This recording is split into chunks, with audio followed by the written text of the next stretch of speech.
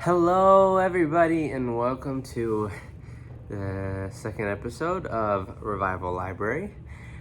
Today, I have a lot to say. I don't know what I'm doing with my hands, but I'm wearing something different, as you may have noticed. So sorry to the two comments that wanted the same outfit every time. This was still not planned. But today, as I mentioned in the last episode, we are reviewing this book called Uganda, GodsGenerals, The Transformers.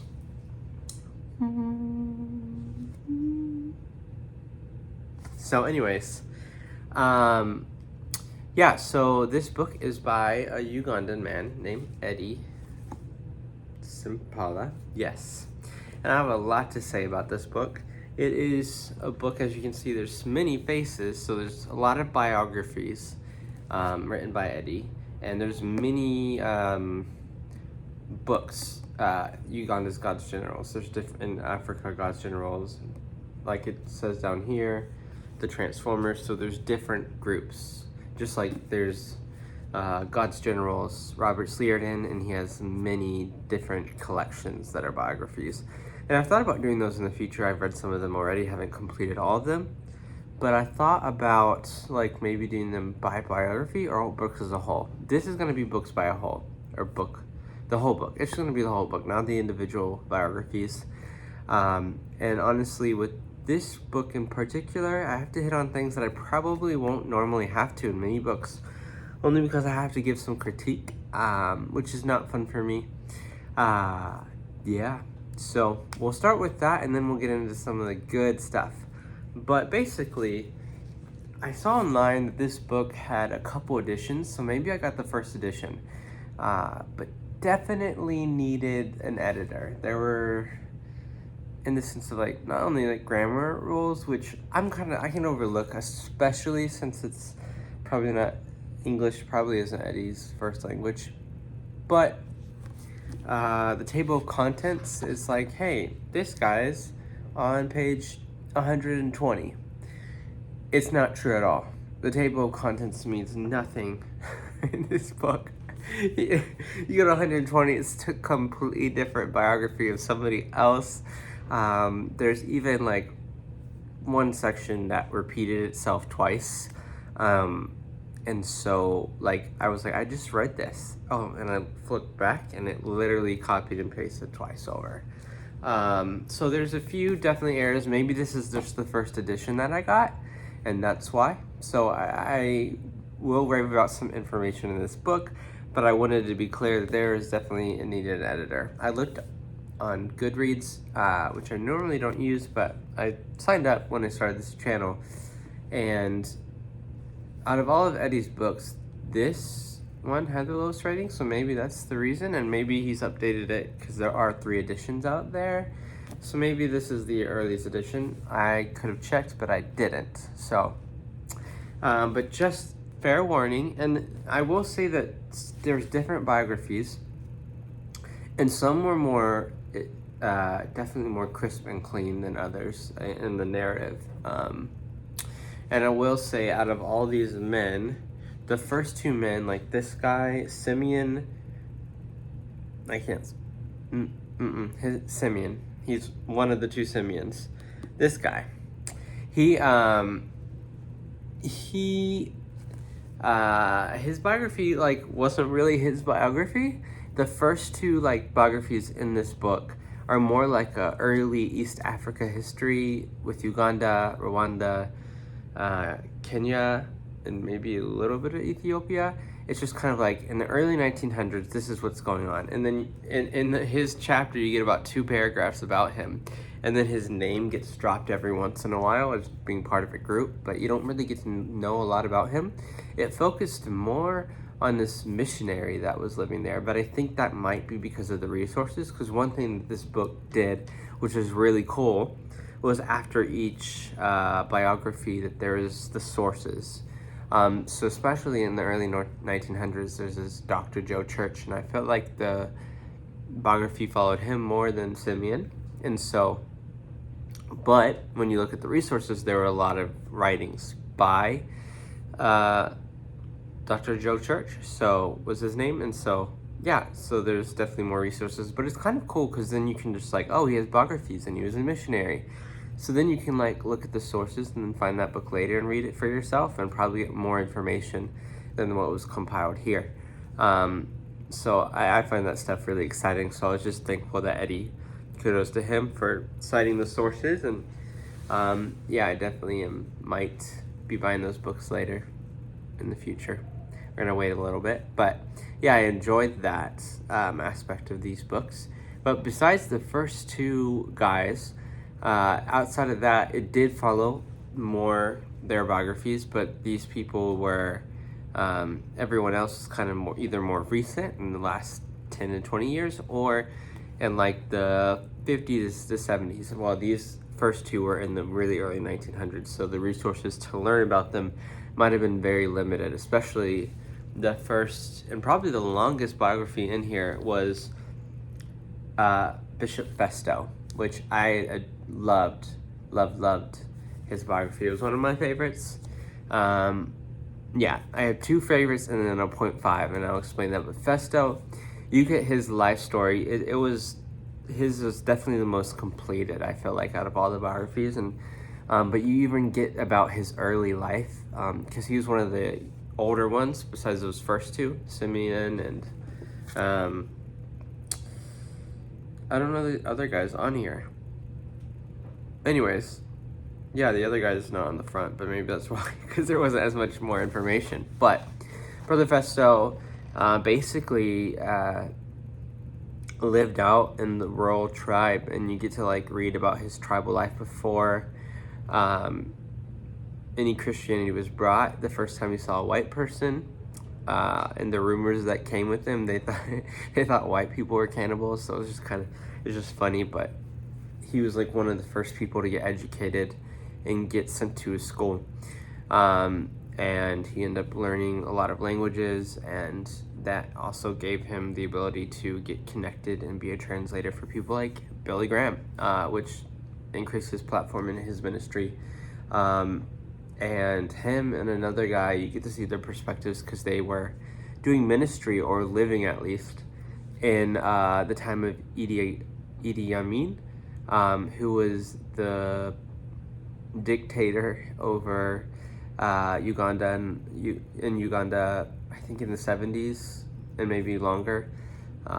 Don't quote my history, I didn't write down the dates, but he was, yeah, it was a bloodbath when he was dictator, and not good. So it was like an interesting even timepiece to read about that, especially when Christians were being persecuted, because Idi Amin was Muslim and trying to change the whole country, and in that light. And so it was just really interesting and cool to see some of those stories. Also, you learn about like different places, and I don't know about you, but when I read about like, oh, he grew up here, or he went to these mountains to pray, I instantly just stop what I'm doing so I don't forget, and I just start Googling where that is, and I like to look at pictures and see where it is on a map. Especially if you don't know, this year I went to Uganda. I bought this book because I was like, I'm going to Uganda, and I found this book and I saved it on my Instagram because it showed up in like this like ad or whatever, because they find all that we care about and try to sell it to us. And so so I bought it, and I also brought it with me, which I just never need to bring books with me to travel because I never read them while I'm traveling, and then they always get water damage. So RIP to the book looking perfect. Anyways, it got water damage because I had a water bottle that got a hole in it. Anyways, it still was a wonderful read. I definitely looked at the maps. The other person I really enjoyed was this guy named Apostle Dio. He kind of had a tragic end, not in the sin way, but just died too young. But his like testimonies were incredible, and I just loved the centrality of just like Jesus. He was a Muslim who got radically saved, and just God supernaturally taught him even Arabic, and he preached the gospel from the Quran and saw people saved, and even saw like salvations or and healings. There's an HIV and AIDS pandemic, and he just put posters everywhere that Jesus heals HIV, and they saw miracles. And so I loved reading about that. And then the point 5 was one of the last guys. I only say point 5 because I enjoyed his whole biography, but there's one part that like definitely I enjoyed for personal reasons more than the rest. And that was Bishop Julius Oyet. Bishop Julius Peter Oyet. This guy. Right there. And the thing I enjoyed about his biography especially was when I went to Uganda recently. It was in Gulu, Uganda.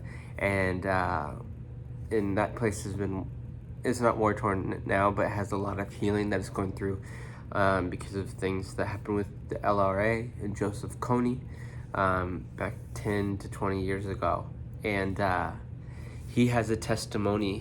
Where we had our crusades, he had a prayer meeting there. He had just a assignment from the Lord to go there and pray, and he found altars that Joseph Kony, who was into witchcraft, led up, and he went and tore them down and worshipped God in those places. And there was radical change to what was happening. The army kept getting ambushed. The Ugandan army kept getting ambushed by the LRA and just not having any luck with them. And after they prayed and tore down these altars, there was a shift in the power dynamic between the Ugandan army and the LRA. So it was just cool just to see just that in places that I've been and seeing the effect of. And so, yeah, I just really enjoy that. I love just church history. That's why I'm doing this. But yeah, I definitely want to get more of Eddie Sempala's books. I'm interested to see if the other ones had better ratings. So I wonder if just like some of the technical errors of editing have got improved, or maybe he started making money where he could afford an editor or what. But if you could overlook that, still enjoyable. And I love learning about just stuff that I've never heard of. Like, even though some of these guys actually came to Canada and the States and even the UK to preach and minister, I'd never heard of any of them. And I even watched a video on YouTube. There's a guy YouTube channel called Geography Now that just teaches about different nations, and they got to Uganda recently because they're going in alphabetical order. And they he interviewed Ugandans, and a girl mentioned that she had no hatred towards Idi Amin because of a book that was written by Festo. And I was like, I know him, because I read the book. I read this book. And so I love just learning about what God's doing all over the world. There's so many just generals of the faith and just people with incredible testimonies that I've just personally never heard of. There's like some that I grew up hearing about over and over again. I'm going to read some about them and review their books and stuff like that. And I really enjoy learning about them. But I also like discovering people I've never ever heard of and places that I normally don't know. I don't know if Uganda would be fully on my grid to read this unless I was going, but there's so much more out there and stories of so much of revival history and of people that have just walked with God in powerful ways. And so, yeah, I definitely recommend this book, God's Generals Uganda. It's a Transformers edition. There's more. And so, yeah, high recommendation in the regards of just learning about how's God moved in the last 120 so years in Uganda and East Africa. Can't wait to read more from this author. And yeah, let me know if you're like me and you have to pause your book to look on a map where things are going. And like I said, there's more of these God's Generals books by Eddie Sempala. There's God's Generals book that I own by Robert Slierdon. So if you'd like me to take them biography at a time, because this is not one just whole book, it's just kind of several books inside, because each of these men have a biography and then some. There's a few not on the cover. And so if you want me to just do book as a whole, like I just did, let me know in the comments. And then if you'd rather me space it out, just do one person at a time, I can do that as well. And just, I'm an external processor, you know, is why I'm doing this. So feel free to leave your thoughts. Share if you know any other church history nerds like us. Feel free to like and subscribe as well. God bless.